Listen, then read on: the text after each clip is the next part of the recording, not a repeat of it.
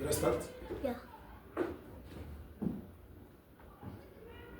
Bonjour à tout le monde. Vous êtes sur votre chaîne Tanac TV officielle. Une fois de plus, le professeur Guy Bakouri Kiboulou, grand Moutoumounene, spécialiste du livre prophétique, et l'un des érudits de la prophétie de l'écriture. Donc ma spécialité, mon travail, c'est de scruter des questions d'actualité internationale par rapport à la prophétie de l'écriture ou par rapport au livre prophétique. Vous savez, l'ange Gabriel avait dit à Daniel, scelle ses livres jusqu'au temps de la fin. Vous voyez, Daniel vivait au 6e siècle avant Jésus-Christ.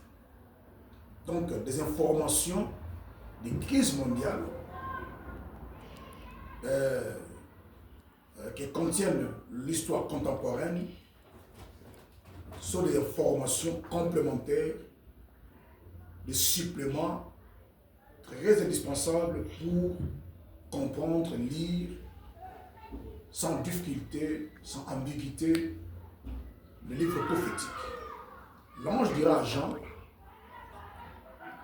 le temps est proche. Ne ferme pas les livres parce que le temps est proche. Donc même Jean n'était pas dans le temps de lire, comme j'ai dit, parce que les informations qui étaient si proches ne se rapportaient pas aussi en son temps.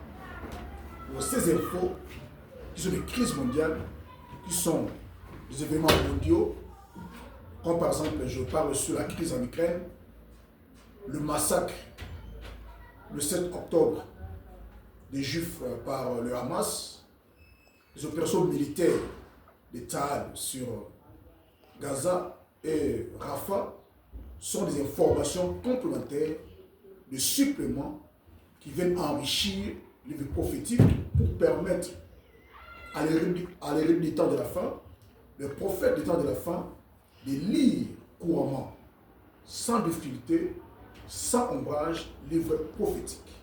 Alors, aujourd'hui, je vais parler sur le massacre qui avait lieu le 7 octobre 2023.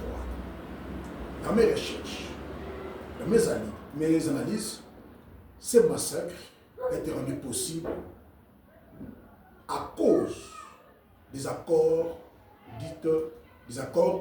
d'Abraham. C'est à partir de l'accord d'Abraham.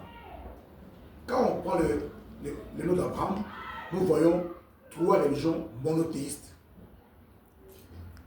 La religion islamique, la religion judaïque et la religion chrétienne. Et cet accord était signé sous l'auspice des États-Unis.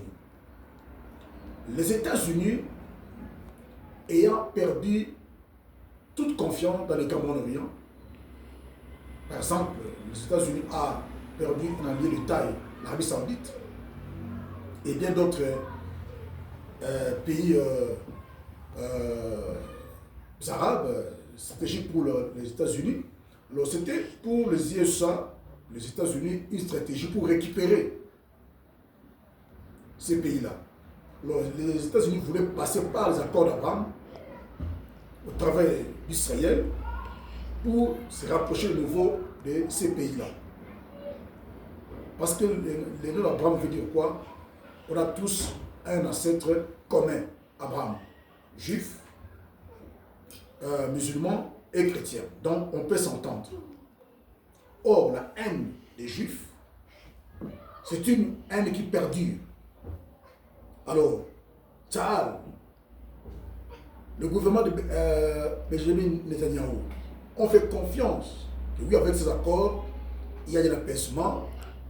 Tsahal a mis de côté son alerte maximale qui a toujours été caractérisée par une surveillance drastique des frontières de l'État israélien. se sont endormis. Et les Hamas a compris cette faiblesse-là de Tzal. Si vous suivez les vidéos, vous suivez les images, vous allez voir avec quelle facilité les éléments des Hamas ont pu intégrer l'espace de l'État d'Israël pour massacrer les Juifs. Parce que Netanyahou et son staff faisaient aveuglément confiance aux Arabes. Qu'avec cet accord, c'est fini, ça va aller. Ils étaient surpris. Vous voyez? Or, la réconciliation entre Arabes et Juifs s'est passée d'abord dans le cadre de l'écuménisme, du dialogue interreligieux. C'est ce que dit la prophétie de l'Écriture. Avant ce temps, il n'y a aucune possibilité de se rapprocher.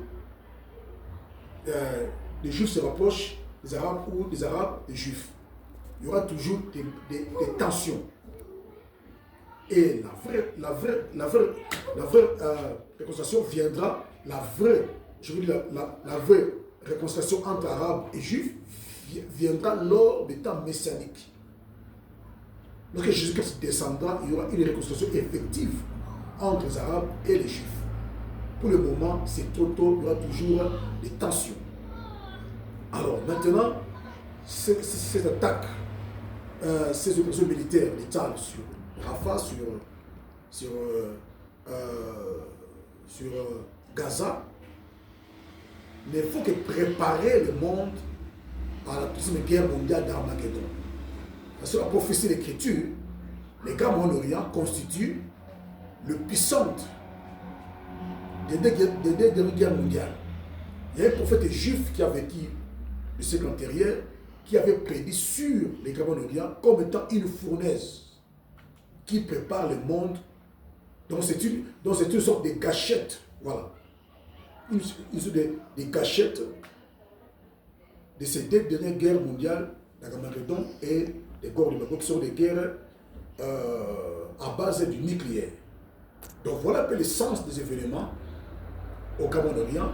Donc, le terrain se prépare, le puissant se prépare, la cuisine se prépare pour des éventuelles guerres nucléaires qui vont mettre fin à l'histoire de l'humanité et appeler le règne de Mashiach sur la terre.